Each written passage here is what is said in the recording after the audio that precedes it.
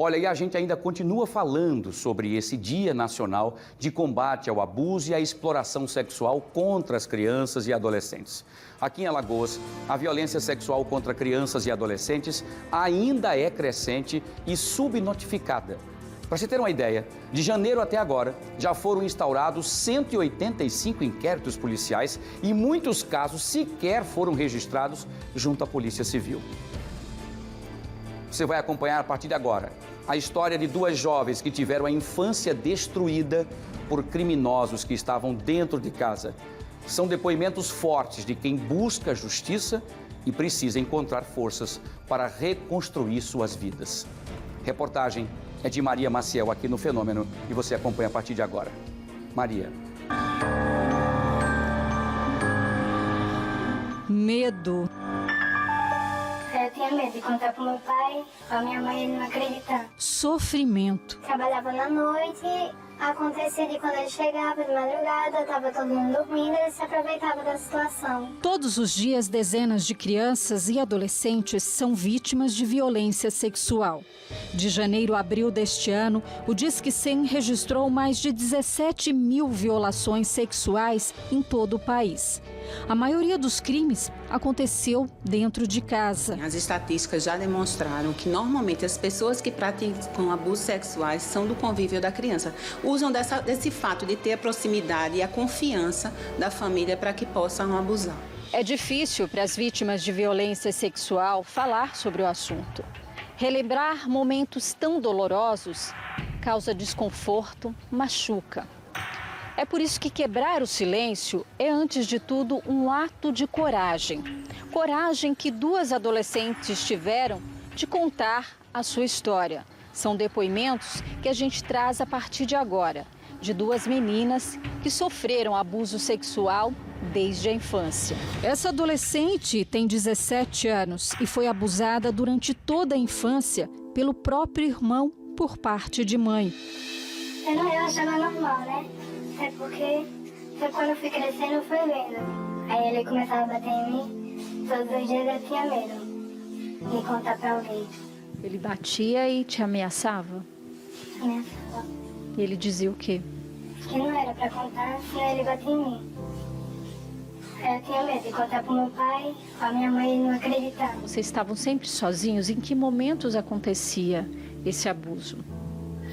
Era variado, tinha vez que era de manhã, ou à tarde, ou à noite. Quando não tinha ninguém pra perto. Os abusos só cessaram porque o agressor foi embora de casa. Mas ela tomou coragem para denunciar quando o irmão reapareceu, trazendo com ele todas as memórias.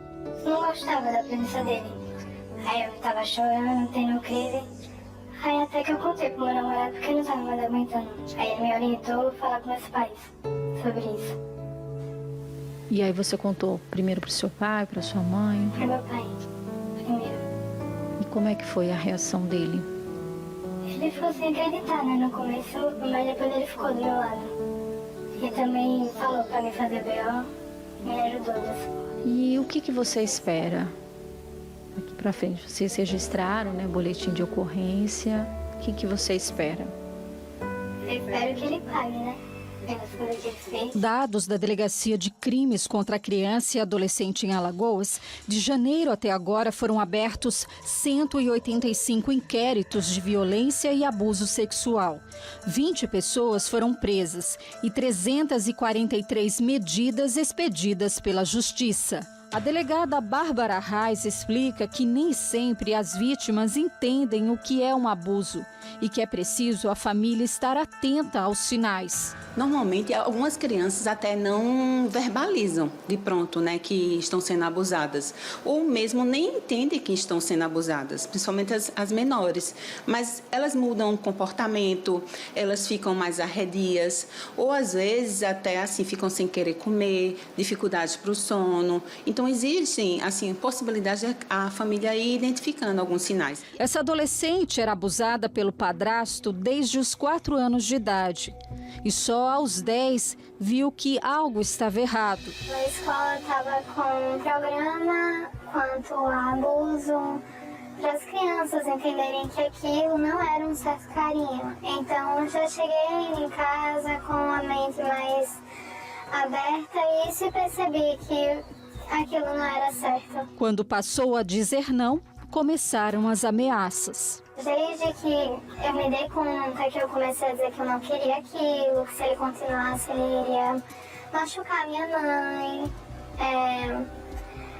Aí ele começou a me ameaçar com faca, dizer que não era assim, que se eu falasse alguma coisa ele ia atrás da minha avó, da minha família.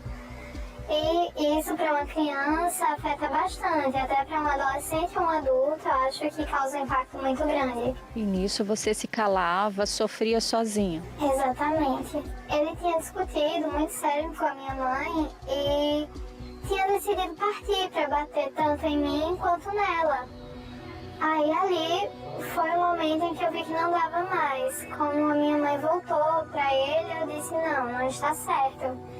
Aí 15 dias depois, quando ele havia saído para trabalhar novamente, eu disse a ela, eu contei, foi mais como no automático.